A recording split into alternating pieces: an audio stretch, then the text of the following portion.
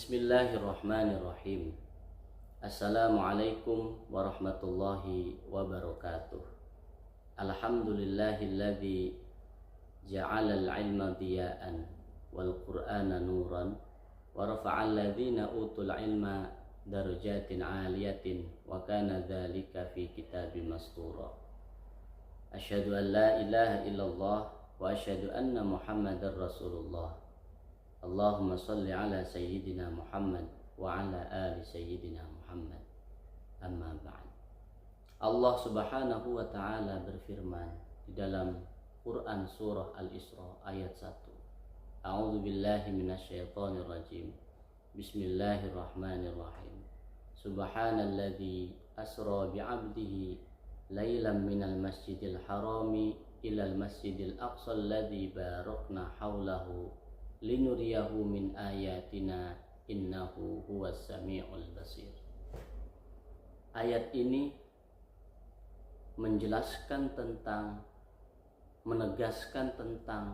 perjalanan Nabi kita Muhammad sallallahu alaihi wasallam, yaitu melakukan Isra wal Mi'raj.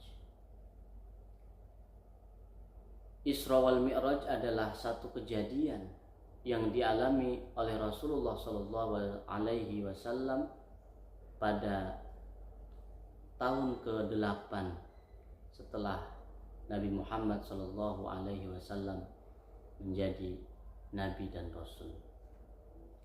Tetapi setelah sekembalinya Nabi Muhammad sallallahu alaihi wasallam dari Isra wal Mi'raj, ada muncul dari golongan yang pertama adalah yang dipresentasikan oleh Abu Jahal dan kawan-kawannya, sehingga beberapa dari mereka sampai kepada murtad.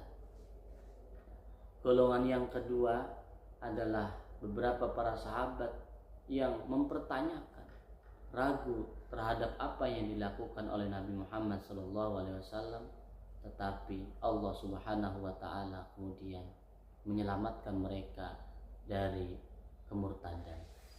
Dan golongan yang ketiga yang dipresentasikan oleh Abu Bakar As-Siddiq dan orang-orang yang dekat dengan Abu Bakar As-Siddiq.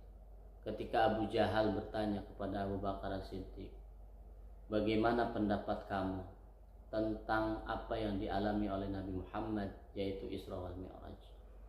Kemudian Abu Bakar As-Siddiq menjawab secara singkat, kalau itu benar yang dikatakan oleh Nabi Muhammad, maka tidak sedikit pun bahwa itu benar yang dilakukan oleh Rasulullah SAW.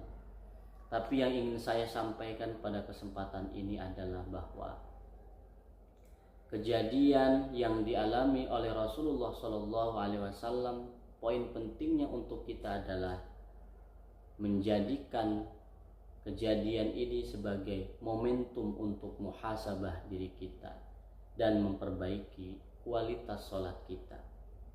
Muhasabah dalam artian kita mengintrospeksi diri kita, bagaimana lisan kita, apakah sudah menjaga dengan baik, bagaimana hati kita, keyakinan kita, kecintaan kita kepada Allah Subhanahu wa taala, kecintaan kita kepada Nabi Muhammad SAW, dan menghindari daripada perbuatan-perbuatan keji, perbuatan-perbuatan yang tidak baik, dan kita bermuhasabah bagaimana dengan kualitas sholat kita. Sementara sholat adalah tiangnya agama, sholat adalah perintah yang langsung dari Allah Subhanahu wa taala kepada Nabi Muhammad ketika melakukan perjalanan Isra wal Mi'raj.